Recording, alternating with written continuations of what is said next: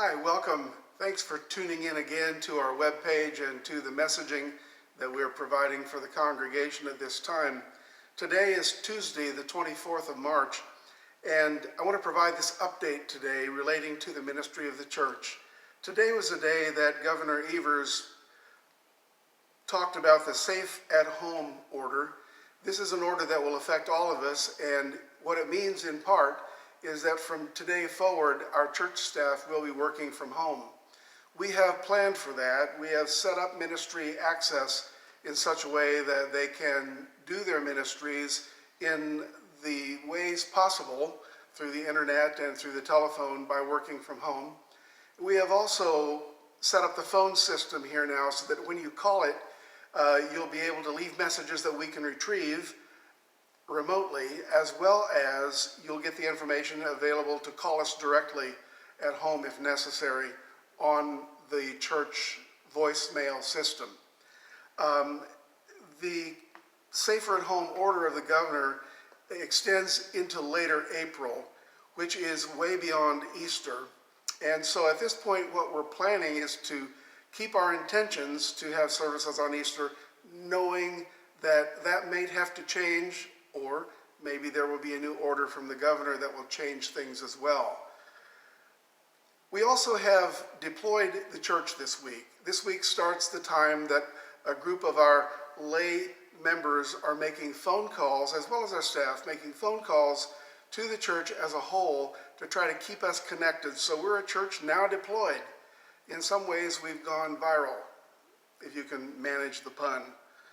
I want to say that our online worship service will be up again for a new service this coming Sunday, March 29th. It'll be the 5th Sunday of Lent.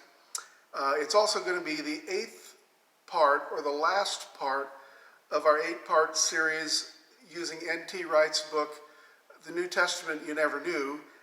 The focus of the conversation this week is the mission of the church. I hope you enjoy it. Please tune in on Sunday morning. Just a word about how things are with our members right now. We do keep Mary Tinder in our prayers, knowing that tomorrow she is likely to be moved into palliative care or hospice care in the hospital in which she is currently residing at this time. Also, we keep in mind the staff and the residents at Village Point Commons. Some of those are us and some of those are our neighbors, and we're mindful of them and hold them in prayer.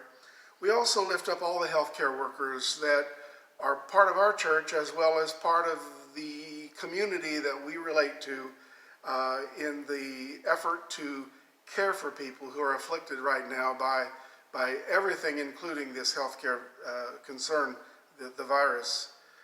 Finally, we lift up in prayer Leanne Anderson. Her brother, who lives out of town, did pass away this week, and she and her family and Dave are dealing with those arrangements at this time. Finally, I just want to share a little bit of a personal note.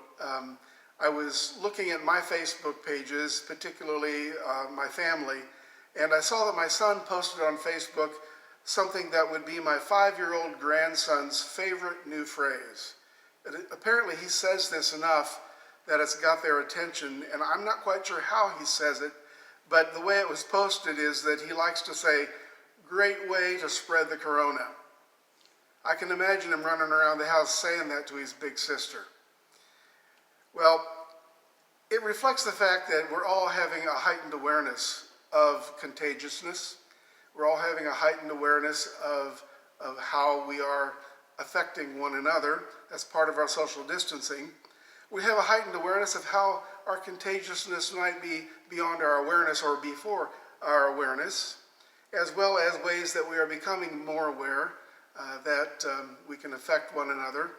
But my thoughts are this: there is another contagiousness, a better contagiousness, perhaps a deeper and a broader contagiousness that isn't reliant on water droplets and surfaces, but instead goes through the sound of words and the caring actions and even just the spirit of care that we share with one another. The contagiousness of God's love.